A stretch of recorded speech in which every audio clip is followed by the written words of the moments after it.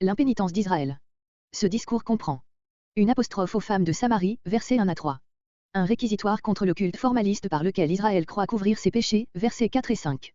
L'énumération des châtiments passés, mais restés inutiles, par lesquels Dieu a maintes fois cherché à ramener son peuple, versets 6 à 11. Enfin, l'invitation à Israël de se préparer à se trouver face à face avec son Dieu, versets entre 12 et 13. Verset 1. Vache de Bazan.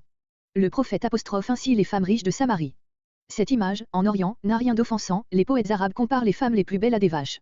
Bazan est un plateau situé au nord de Galade, à l'est du Jourdain et à l'ouest du Oran, il est célèbre par ses pâturages et ses magnifiques forêts. Les troupeaux de Bazan étaient les plus beaux de la Palestine. Psaume 22.13. Sur la montagne de Samarie, celle sur laquelle Samarie était bâtie. Voir Amos 3.9, note, comparé 1 Roi 16.24. Qui opprimé. Comparé Amos 2.6-7. Apporté, le 20 Amos 2.8.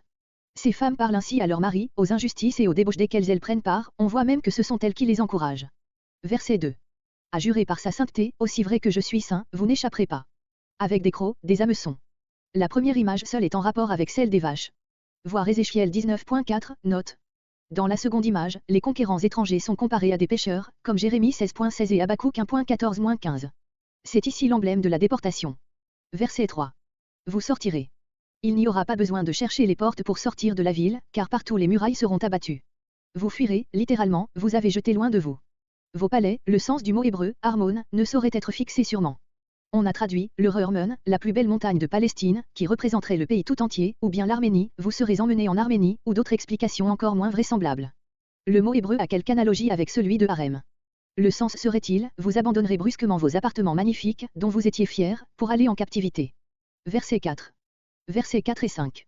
Ces deux versets stigmatisent l'observance extérieure des rites, que l'on poussait même jusqu'à l'exagération, mais qui étaient dépourvus du sentiment moral qui aurait pu la rendre agréable à Dieu.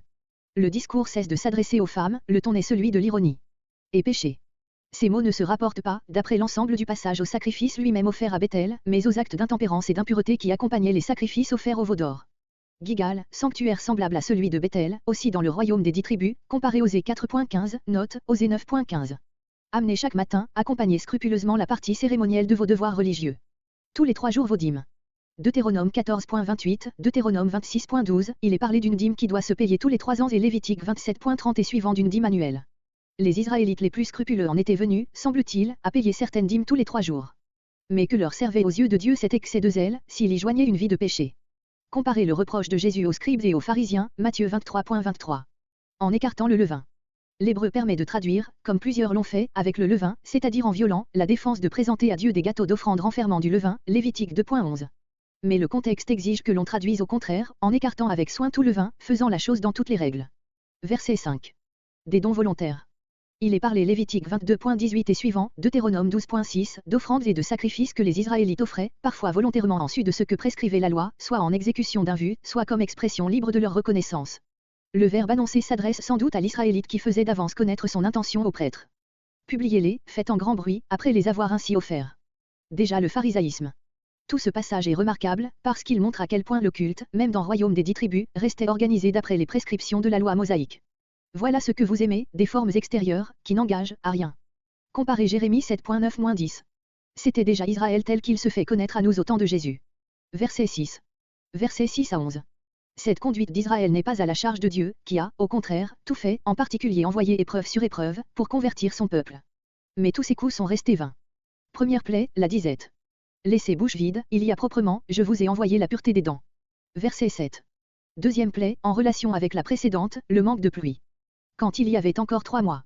En Palestine, la première pluie nécessaire est celle d'automne, à la fin d'octobre et au commencement de novembre, qui accompagne les semailles, puis dès le mois de décembre recommencent les pluies qui vont jusqu'en mars, préparant la moisson, quand ces dernières font défaut, la récolte est compromise, je vous ai retenu la pluie au bon moment, veut donc dire Amos, s'il y en a eu, elle est arrivée trop tard, et, en outre, elle n'est arrivée que partiellement, dans un endroit, pas dans un autre.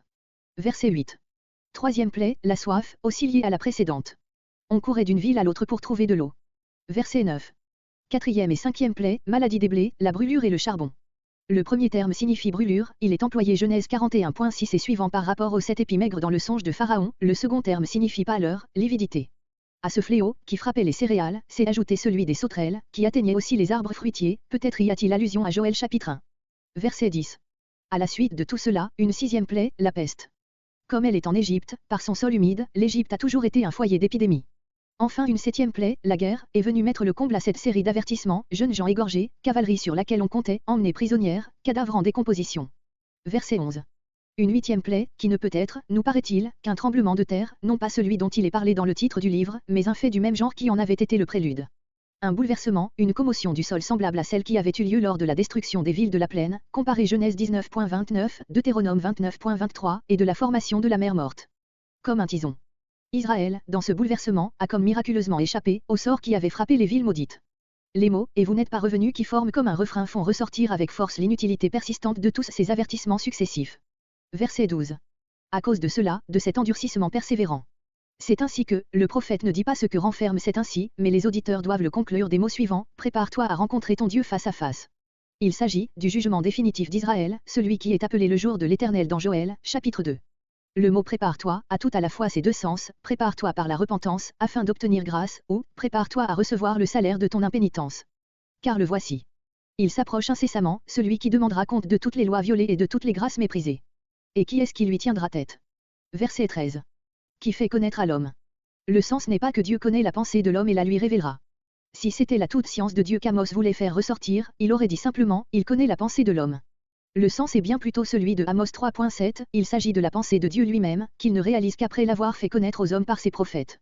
Dans ce qui suit, il ne faut pas traduire, qui fait succéder l'aurore aux ténèbres, comme s'il s'agissait d'un fait ordinaire établi de Dieu en tant que créateur, mais, qui change l'aurore en ténèbres, c'est-à-dire qui peut opérer ce qu'il y a de plus inattendu, envoyer en un instant la calamité, au lieu de la prospérité espérée.